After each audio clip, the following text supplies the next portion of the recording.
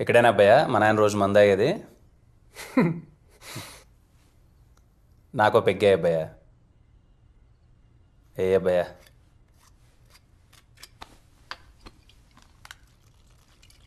ఎన్ని సంవత్సరాలు అవుతుంది అబ్బాయా నువ్వు మా నాయన దగ్గరికి వచ్చి? సుమారు ఓ 10 ఏండ్లు అవుతుంది బాబు.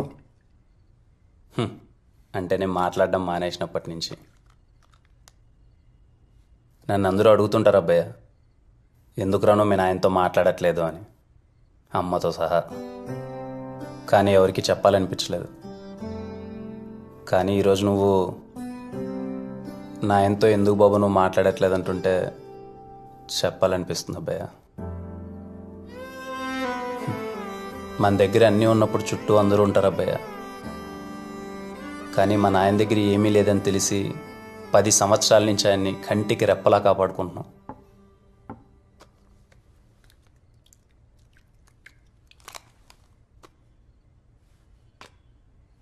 పది సంవత్సరాల ముందు మా నాయనతో నేను ఎలా ఉండేవాడినో తెలుసా అబ్బాయ? అమ్మా, 24 గంటలు మా నాయన చుట్టే తిరిగాను.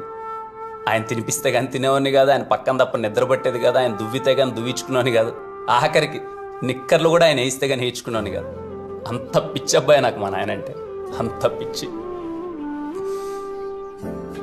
చిన్నప్పుడు అబ్బాయ దీపావళి పటాకులు కొనుక్కోవాలి 2000 అంటే 4000 ఇచ్చేవాడు. ఎందుకే అంటే మీ ఫ్రెండ్స్ కూడా ఉంటారు కదరా, వాళ్ళకి గడిపో అనేవాడు. వాళ్ళు పటాకాయలు కాల్చుకుంటూ మీ నాయన ఎంత మంచోడరా, మీ నాయన ఎంత మంచోడరా అంటుంటే ఏదో తెలియని ఫీలింగ్ అబ్బాయ. 10 మందితో ఆయన కూర్చొని అలా నవ్వుతూ మీసం మీద చెయ్యేస్తుంటే 2 కళ్ళు సరిపోయేటివి కదా ఆయన చూడడానికి. చిన్నప్పుడు నాకు ఇంకా గుర్తబ్బాయా, నన్ను స్కూల్లో చేర్పించడానికి ఆయన కారులో తీసుకెళ్తూ ఆయన ముందర సీట్లో కూర్చొని అలా సిగరెట్ తాగుతుంటే వెనకాల నుంచి ఆయన నేను అలా చూస్తున్నప్పుడు ఎలా అనిపించేది తెలుసా అబ్బాయ? నమ్మ ఇప్పటికీ ఎంట్రికలు నిల్చుకుంటున్నాయి అబ్బాయి తలుచుకుంటుంటే. అలా చూసే అబ్బాయి ఆయన. ఏమైందో తెలియదు, తాత చచ్చిపోవడం, రోజు రోజుకన్నీ మారిపోవడం, ఆయన మొహంలో నవ్వు పోవడం, ఊరోళ్ళంతా మీ నాయన ఏదో తప్పు చేశాడు, మీ నాయన ఏదో తప్పు చేశాడు. ఊరోళ్ళు పక్కన పెట్టబ్బయ్యా, బంధువులు, ఆఖరికి ఇంట్లో వాళ్ళు కూడా మీ నాయన ఏదో చేశాడురా, మీ నాయన ఏదో చేశాడురా అంటే నాకేం అర్థమయ్యేది కాదు. ఏం తప్పు చేసావు అని ఆయన అడుగుదామంటే అంత వయసు లేదు. రోజు ఇంట్లో గొడవలు, అరుపులు. అందరిలాగా నేను కూడా ఆయనతో మాట్లాడడం మానేశాను, ఏదో తప్పు చేశాడు అనుకోని. కొన్ని సంవత్సరాల తర్వాత ఆలోచిస్తే అర్థమైంది అబ్బయ్య, మా నాయన ఏం తప్పు చేశాడు అబ్బయ్య? మా తాత కదా మా నాయన అలా పెంచింది. రాజ్యం లాంటి కళ్యాణ మండపాన్ని 24 గంటలు పట్టించుకున్నాడు, కానీ రాజు లాంటి మా నాన్న పనోల మధ్యన వదిలేశాడు అబ్బయ్య. పనోల మధ్యన పెరిగినాడు ఎలా పెరుగుతాడు అబ్బయ్య? 10 రూపాయలు ఖర్చు పెట్టడం తెలుస్తుంది, కానీ 10 రూపాయలు మిగిలించడం ఎలా తెలుస్తుంది? ఇదంతా అర్థమైన తర్వాత ఆయనతో మాట్లాడదామని చాలా ప్రయత్నించిన అబ్బయ్య. నా మీద నాకే సిగ్గేసింది. నేను కూడా ఆయన అలా అర్థం చేసుకున్నానా అని. మాట్లాడదామని ప్రయత్నించిన ప్రతి ఒక్కసారి నాకు ఆయన మీద ఉన్న విపరీతమైన ప్రేమో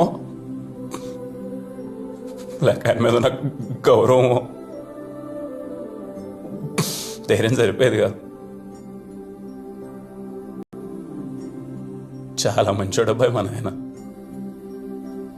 10 మందికి పెట్టినోడు కానీ 10 రూపాయలు ఏ రోజు ₹1 కూడా వాడి దగ్గర తినలేదబ్బయ్యా.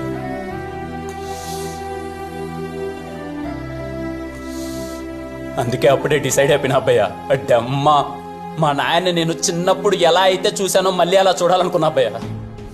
ఒక్కొక్కడు మా నాన్న చూడాలంటే కళ్ళల్లో కళ్ళు పెట్టాలంటే వనకాల కొడుకులకి మా నాన్న చూసే రూపే మారిపోవాలి. అందుకే యుఎస్ వెళ్ళాలి, డబ్బులు సంపాదించాలి అని డిసైడ్ అయిపోయినా అబ్బయ్య. కానీ ఆలోచిస్తే అర్థమైంది, మా నాయన గౌరవం మొత్తం ఈ కళ్యాణ మండపం చుట్టూ. అందుకే వీళ్ళ ఫ్రెండ్స్ సహాయంతో కళ్యాణ మండపం చూసుకోవడం. దేవుడి పుణ్యాన తాత ఆశీస్సులతో అంత బాగానే జరుగుతుంది అబ్బాయి. నేను మా నాన్న ఎలా అయితే చూడాలనుకున్నాను దగ్గరలో అలా చూస్తా. అందరూ అనుకున్నట్టు నేను ఈ కళ్యాణ మండపం చూసుకునేది తాత కోసమో అమ్మ కోసమో కాదబ్బాయి.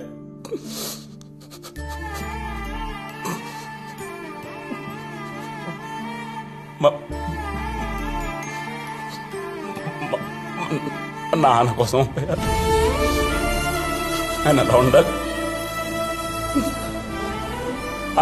ఆయన ఎవరో మాట అన్నది